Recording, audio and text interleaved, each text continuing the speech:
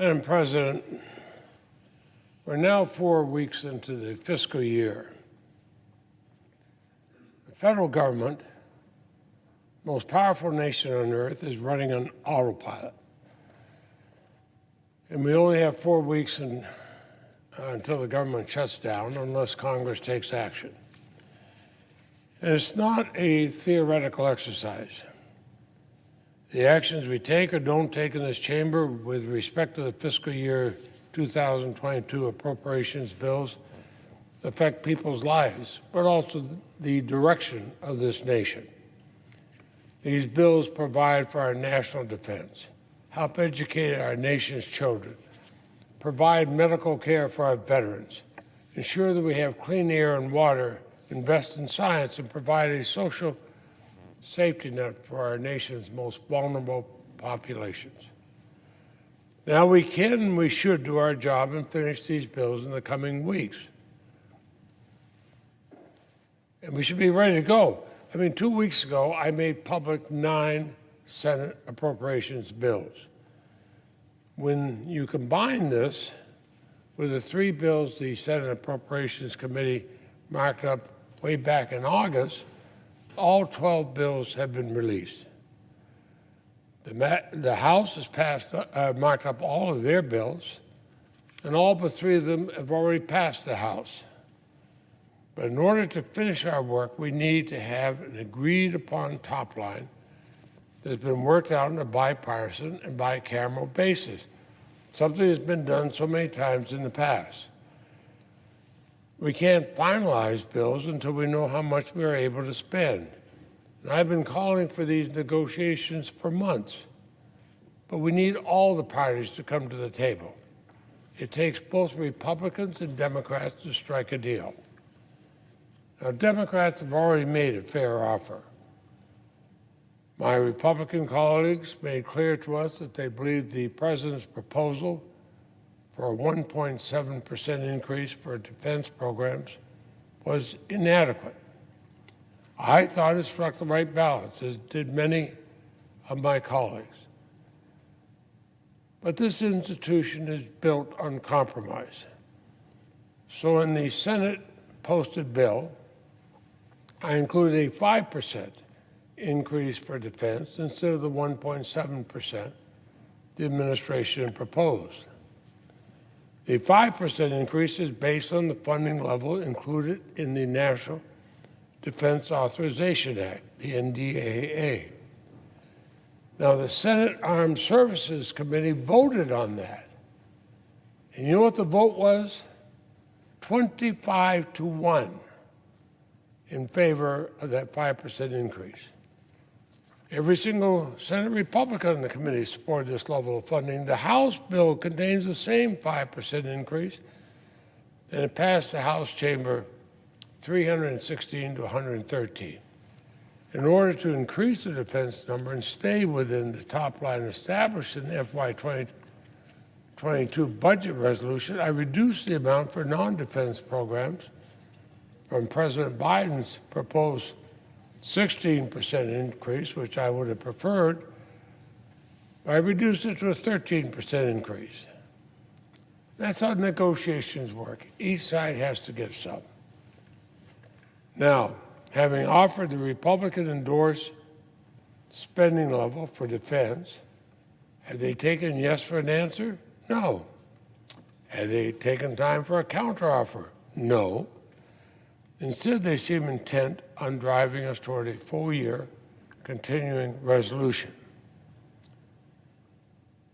If I had been here a long time and was a cynical person, which I'm not, I'd be worried that delay was a political calculation to tie the hands of the Biden administration and thwart its agenda governing under long-term continuing resolution. Is difficult, and they know it. But this Vermonter tries not to be cynical. But I would remind, from a practical point of view, the stakes are too high to play politics with the federal budget. This is not something we should play politics with, because the consequences for the American people are too great. the impacts of a full-year CR are too onerous for the country to bear. That is unquestionably true for those who claim to care about defense programs and national security. And you think that fact all by itself would bring all parties to the negotiating table. A full year CR would not only reduce defense spending by $37 billion compared to the Senate bill I posted, it would actually cut defense spending below last year's levels. Since a CR freezes programs at last year's level, certain programs would be overfunded, but others would be underfunded.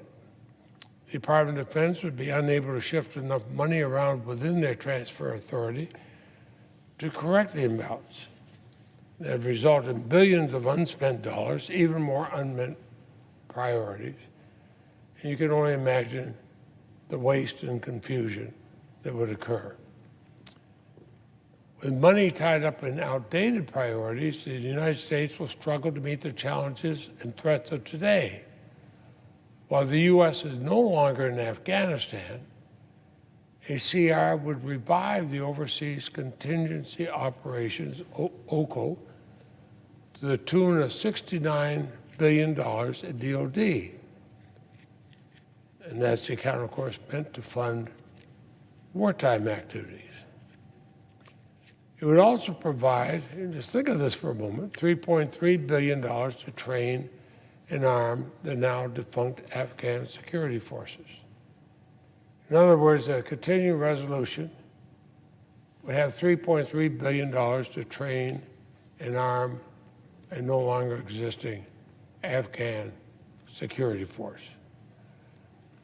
Now, while we're paying for a war we're not actually fighting, DOD may be forced to reduce the end strength of our military just so they can pay our troops and civilian personnel the 2.7% pay raise they so rightly deserve that is set to go into effect on January 1st, 2022. In other words, the Pentagon may have to lay off soldiers to find the money for a pay raise under a continuing resolution while money is tied up in a war we're not even fighting. That makes no sense. That makes no sense. Just think of this. We lay off soldiers so we can pay for a pay raise because we have our money tied up in a war that we're not fighting.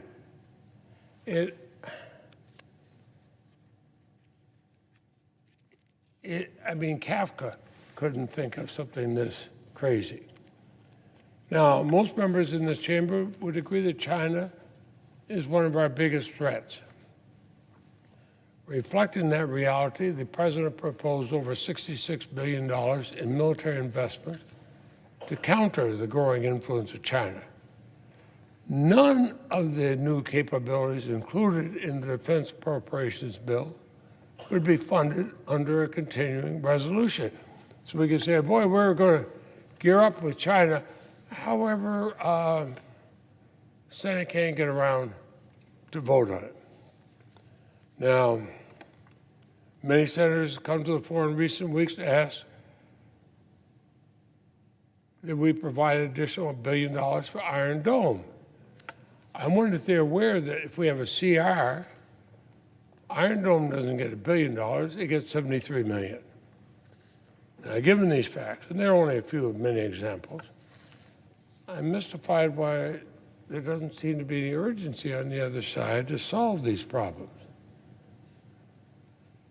Republican members have been quick to criticize Democratic leadership for not bringing the NDAA to the Senate floor for consideration more quickly, but that's an authorizing bill. And when it comes to actually funding defense, not just authorizing, but actually putting the money there, they wouldn't even come to the table. Yet on the very same day, I was told the Republican leadership wants to have a full-year continuing resolution that would cut defense funding. They're out here saying, why aren't you passing an increase in defense funding? But, oh, by the way, we want a bill that would cut defense funding. So I'd ask them, which is it? Is one aimed for the TV sound bites, But if the rhetoric doesn't match the reality, let's start being honest with the American people.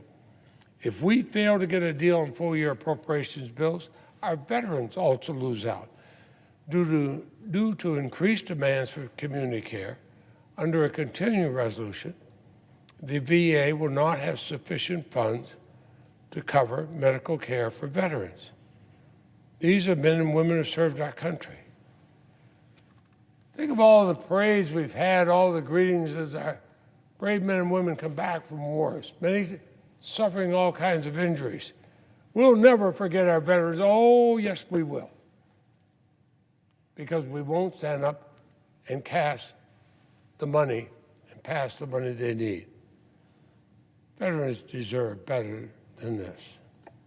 But our domestic priorities will also suffer under a continuing resolution. The fiscal year 2022 Senate bills include historic increases to care for and educate our nation's children, combat climate change, build and renovate affordable housing, improve our infrastructure, and continue to combat the pandemic, which is still with us. None of these increases, none of them, occur under a full-year CR. We'll be forced to operate at last year's levels in a country that has now been transformed by a global pandemic. How irresponsible is that? For example, in our bills, we provide critical funding increases for mental health and substance abuse. These funds are desperately needed in every state in this country, as rates of anxiety and depression have soared during the COVID-19 pandemic. Drug overdose deaths are expected to reach their highest levels to date. But in a continuing resolution, we say, tough, you're on your own. We don't have the money. Under a continuing resolution, funding at the National Institutes of Health will stagnate, leaving us behind in critical advancements in medical research at a time when I think we need it more than any time in my life. And in the fiscal year 2022, Senate bills include critical investments to combat climate change. That would disappear under a CR. A CR says we will have complacency, not bold action. So the next few days and weeks are critical. I hope the American people realize what's at stake, and I ask our colleagues on the other side of the aisle to join us in negotiating a path forward. It's not an exaggeration to say that the choice we face with these appropriations bills go to the very heart of why we're here.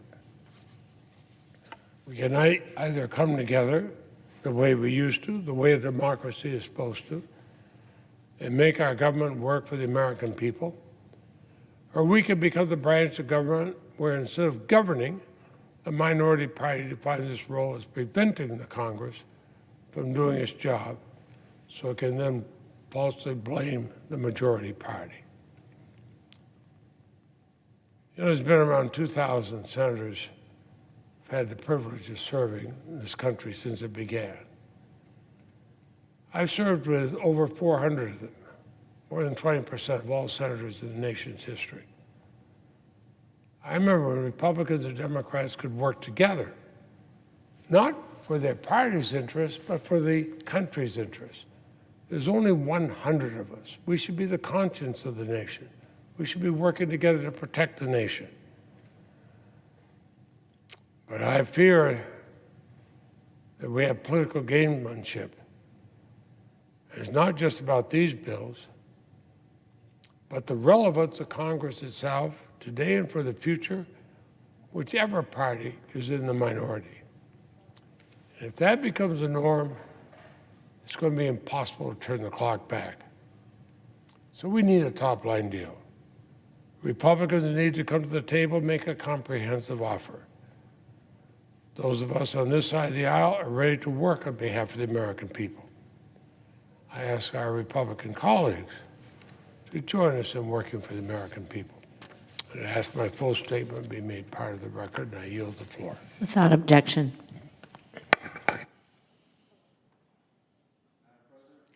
The senator from Rhode Island. Thank you, Madam President.